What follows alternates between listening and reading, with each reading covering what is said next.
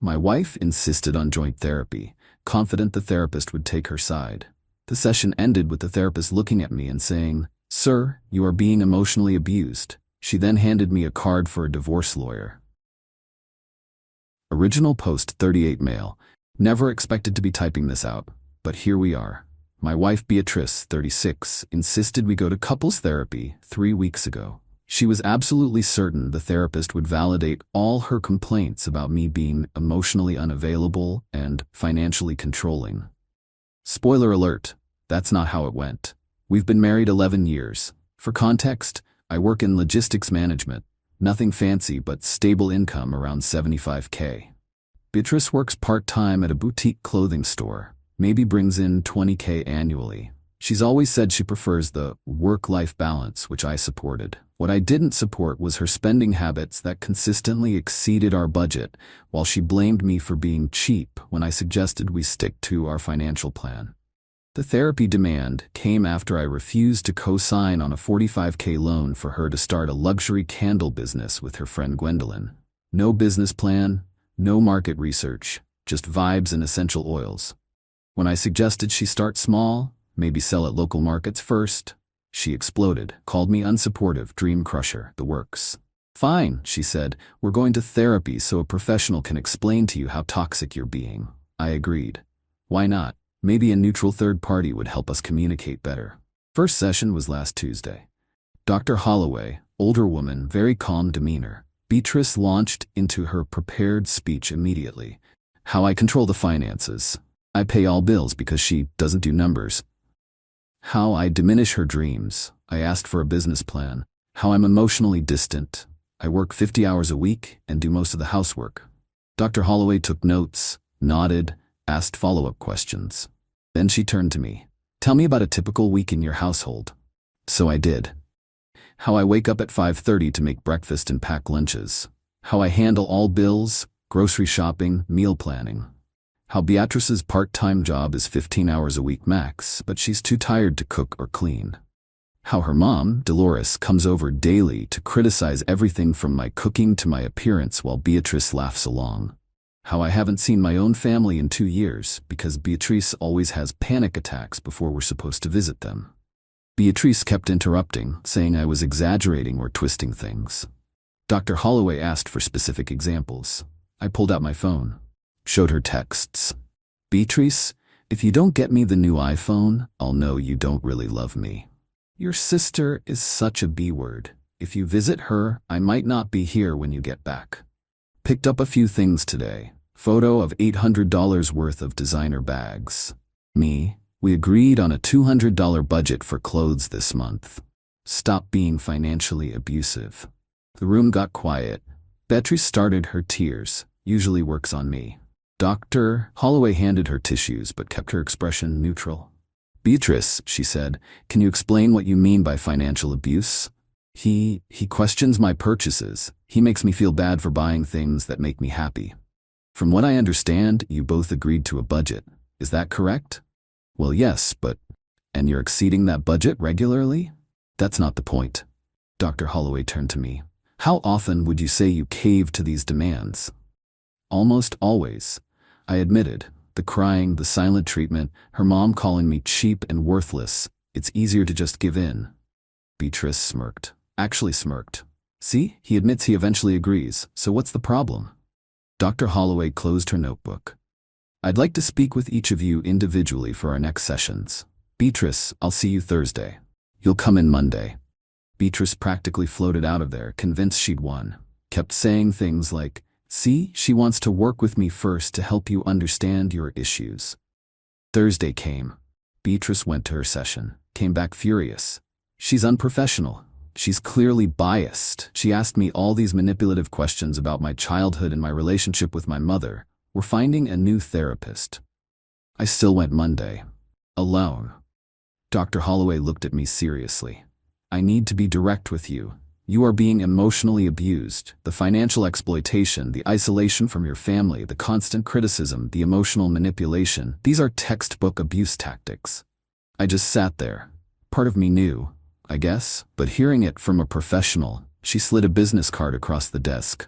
This is a colleague who specializes in family law. I think you should have a consultation, document everything. Texts, receipts, recordings, if legal in your state. But I'm a man, and she doesn't hit me or... Abuse is abuse. Gender doesn't matter. Violence isn't required. You deserve better than this. I took the card, thanked her, went home. Beatrice was there with Dolores and Gwendolyn, staging what looked like an intervention. We've decided you're going to apologize to Dr. Holloway for manipulating her, Dolores announced. Then you're going to find Beatrice a therapist who isn't sexist. And you're going to approve the business loan, Gwendolyn added. It's the least you can do after traumatizing her with that horrible therapy session. I looked at these three women who'd made my life miserable for over a decade. Thought about Dr. Holloway's words. The business card felt heavy in my pocket. No, one word. The explosion was immediate. Screaming, crying, Dolores calling me every name in the book, Beatrice threatening divorce, threatening to take everything, threatening to ruin my life. Okay, I said. Divorce it is. Dead silence. You can't be serious, Beatrice whispered. I am. I'll be staying at a hotel tonight. We can communicate through lawyers. As I packed a bag, Beatrice switched tactics rapidly. Anger to tears, to seduction, to threats, and back to tears. Dolores called me unstable. Gwendolyn said I was having a midlife crisis. I left anyway, checked into a budget hotel, called the lawyer the next morning. That was 6 days ago. The messages haven't stopped. Update 1. Holy hell, this escalated. Thanks for all the support on my original post. Your comments helped me realize I'm not crazy. So I met with the attorney Dr. Holloway recommended, Miss Blackwood. She's incredible. Took one look at my documentation and said, this is one of the clearer cases of emotional and financial abuse I've seen. I showed her bank statements showing Beatrice's spending, averaging $3,000 a month on non-essentials while contributing nothing to bills. Texts going back 3 years showing the pattern of manipulation. Credit card statements for cards she opened in my name without permission. Yeah, found those while gathering documents. Photos of the garage full of her inventory for 5 different failed businesses. Miss Blackwood's strategy was simple. File first, file fast, document everything. But here's where Beatrice's entitlement went nuclear. First, she drained our checking account. Took all $8,000 that was meant for mortgage and bills. When the bank called about unusual activity, she told them I was financially abusing her and she needed the money for safety. Thank God I'd already opened a separate account and redirected my direct deposit. Then came the social media campaign. Not just regular, my husband is terrible posts. She created a whole narrative about me having a secret gambling addiction. Claimed I'd lost our life savings. Said she'd been covering for me for years out of love. Posted fake evidence. Screenshots she doctored to make it look like I was on betting sites. My phone blew up. Coworkers, friends, even my brother called asking if I needed help with gambling addiction. I had to send everyone bank statements and proof that I've never even bought a lottery ticket. But the peak entitlement? She sold my truck. My 2019 F-150 that I'd paid off last year, titled in my name only. She had a spare key, took it while I was at work, and sold it to some sketchy used car lot for $15,000 cash, under market value by at least $10,000, but she needed money fast. When I reported it stolen, the cops found it within hours. The lot claimed she said she was the owner. She actually tried to forge my signature on the title. Forged it. Badly. She got arrested. Actually arrested. Dolores bailed her out same day, but still. The restraining order was granted immediately after that.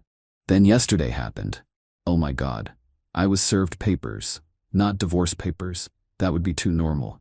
Beatrice is suing me for intentional infliction of emotional distress, defamation, for telling people the truth about her spending, lost business opportunity, the candle thing, theft of marital assets, for opening my own bank account, and my personal favorite, conspiracy to commit psychological manipulation with Dr. Holloway. The dollar amount? $2.5 million. Miss Blackwood actually laughed, like full belly laugh. She does realize she just gave us written admission of filing a fraudulent lawsuit, right? No legitimate attorney would file this. Turns out Gwendolyn's boyfriend, Randall, just finished his first year of law school and thinks he's Phoenix Wright or something. He filed it pro se on Beatrice's behalf.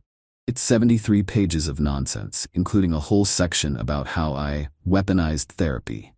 Miss Blackwood is filing for sanctions and expedited divorce proceedings based on the criminal charges and this frivolous lawsuit. Best part? Beatrice texted me from Dolores's phone, "Drop the theft charges and give me $50K and I'll drop the lawsuit. This is your only chance to make this right." That's extortion. Like literal textbook extortion. Screenshotted and sent to my lawyer and the prosecutor. She really thought she had me backed into a corner. Instead, she's speedrunning her way to actual prison time. I'm exhausted, but oddly, free? Like, seeing her true colors, this clearly is almost liberating. Update 2, the entitlement tsunami continues, but now there are consequences. Beautiful legal consequences. First, the criminal case. Beatrice was formally charged with grand theft auto, forgery, filing a false police report. She told them I gave her permission, then changed my mind. Extortion. The text from Dolores's phone. Her public defender, Randall, got banned from representing her after the $2.5 million lawsuit fiasco, tried to get her released on own recognizance. The judge reviewed the evidence, including her new scheme that happened while out on bail. Oh yeah, the new scheme. She applied for 6 credit cards in my name. 6. Using mail she was forwarding to Dolores's house. Only got caught because one company called to verify employment and reached me directly. Judge revoked bail. She's been in county for a week now. The divorce is moving at light speed because of the criminal charges. State law allows expedited proceedings when one party is incarcerated. Miss Blackwood is brilliant. But here's where the victim complex reached cosmic levels. Dolores started a fundraiser, "Help my daughter escape her abusive marriage." The description was a novel of lies about how I isolated Beatrice, controlled her money, and manipulated the legal system against her. Goal, $100,000. She raised $400, all from her church friends. Until someone, not me, genuinely, linked the arrest records and mugshot in the comments. The page got taken down within hours. Dolores tried to restart it 3 times. Each time, someone would post the actual facts. She finally gave up and pivoted to calling local news stations. One actually bit. A producer called me from my side. I referred them to Ms. Blackwood, who sent them. The arrest records, the fraudulent lawsuit, bank records showing Beatrice's spending versus contribution, a beautiful timeline of events with documentation so pure. They never ran the story. The divorce settlement negotiations were yesterday. Beatrice appeared via video from jail. Orange jumpsuit really brought out the entitlement in her eyes. Her demands, I'm not kidding. The house that I bought before marriage, lifetime alimony, half my retirement that she never contributed to, my truck that she stole and sold, $100K for pain and suffering. I pay for her criminal defense. Miss Blackwood's counter. She gets her personal belongings. She takes her debt from the credit cards she fraudulently opened. She pays ME restitution for the truck. No alimony, clean break. Beatrice exploded. Started screaming about how I ruined her life, how she gave me the best years of her life, how no one would want her now with a criminal record. The judge, different from criminal court, stopped her mid-rant. "Ma'am, you're facing serious criminal charges for crimes against your husband. The fact that he's not pursuing additional civil damages is generous. I suggest you consider the offer." But no, she doubled down. Said she'd rather go to trial because any jury would see what a monster he is. Fine, trial it is. Criminal trial next month, divorce trial the month after. Meanwhile, Dolores has been leaving notes on my car at work. Stuff like, "You destroyed our family," and "I hope you're happy ruining an innocent woman's life."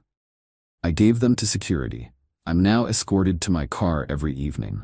Gwendolyn tried to contact me through LinkedIn, of all places, said Beatrice was learning and growing in jail, and would I consider couples therapy when she gets out? The delusion is strong. Final update, it's over. Finally, definitively over. Criminal trial was quick. Beatrice took a plea deal at the last minute, 18 months with possibility of parole in 6, 3 years probation, and restitution for the truck. Her lawyer convinced her a jury would not be sympathetic to someone who committed fraud while out on bail for fraud. She tried to make a statement at sentencing about how I drove her to desperation through systematic psychological abuse. The judge cut her off. noting that stealing and selling someone's vehicle required premeditation, not desperation. Dolores screamed that the system was rigged against women, got herself a contempt charge, and spent a night in jail. The divorce trial was something else. Beatrice appeared in person this time, in custody. She'd gotten Dolores to hire her a real lawyer. This guy showed up in a suit that screamed, "I advertise on bus benches." Their strategy? Character assassination. They brought in 3 witnesses. 1. Gwendolyn, who testified I was cold and calculating because I asked for business plans. 2. Dolores, who called me financially abusive for not funding infinite failed businesses. 3. Beatrice's hairdresser, who said I never came to the salon with her. Ms. Blackwood destroyed them. Showed Gwendolyn's own social media posts calling me an ATM and laughing about it. Presented Dolores's texts coaching Beatrice on how to get more money from me. The hairdresser admitted she'd never actually met me and was just repeating what Beatrice told her. Then Dr. Holloway testified, professional, composed, devastating. Explained the patterns of abuse she'd observed, Beatrice's admission of using emotional manipulation to control me, the classic signs of financial exploitation. The judge's ruling: divorce granted on grounds of emotional abuse and criminal behavior. House remains mine, premarital asset. No alimony, she's capable of working, chose not to. She owes me $22,000, restitution, plus half the fraudulent credit card debt. Restraining order extended 3 years. Beatrice's lawyer tried to argue she couldn't pay from prison. Judge noted that was a consequence of her choices. As they let her out, Beatrice turned to me. No tears this time, just pure rage. You'll regret this. No one will ever love you like I did. Thank God for that, I said. Dolores had to be physically removed by security while screaming about appeals and lawsuits and calling me Satan. That was yesterday. Today I woke up at 5:30 out of habit. Made breakfast just for myself. Sat in my quiet kitchen drinking coffee without anyone telling me I was doing it wrong. My brother called. We're planning a visit next month. First time in 2 years. I'm in therapy now. Individual, with an actual therapist who helps rather than manipulates. Working through 11 years of damage. It's hard to retrain your brain to recognize that not everything is your fault. Miss Blackwood says the restitution will likely never be fully paid, but that's fine. The freedom is worth more than money. Beatrice will be eligible for parole in 4 months. Dolores has already posted about preparing Beatrice's room and planning her comeback. Gwendolyn started a new business selling resilience coaching based on surviving narcissistic abuse. The irony. Me? I'm learning what peace feels like.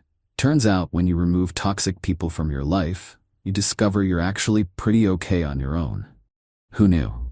To anyone reading this in a similar situation, that therapist saved my life. Not dramatically. I wasn't suicidal or anything, but she gave me permission to see what was happening to me. To name it. To know I deserved better. If your partner isolates you from family, controls through emotions, takes without giving, makes you question your own reality, that's abuse. Gender doesn't matter. You deserve better. Thanks for following this journey. I'm gonna go enjoy my quiet, drama-free evening. P.S. Saw on social media that the luxury candle business Gwendolyn started without Beatrice just failed. Apparently, $80 candles that smell like ambitious woman energy aren't the hit they expected. Shocking.